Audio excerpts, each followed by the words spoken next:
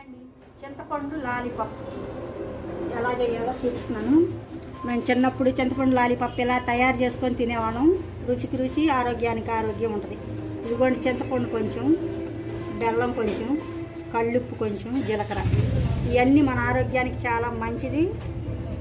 వీటిని లాలీపాప్ లాగా ఎలా చేస్తానో చూడండి. ఇవన్నీ దంచుకోవాలి బాగా.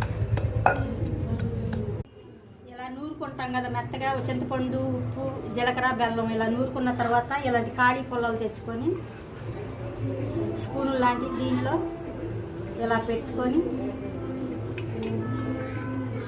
ఇదిగోండి ఇలా పెట్టేసుకొని లాలీపాప్ లాగా చేసుకుంటే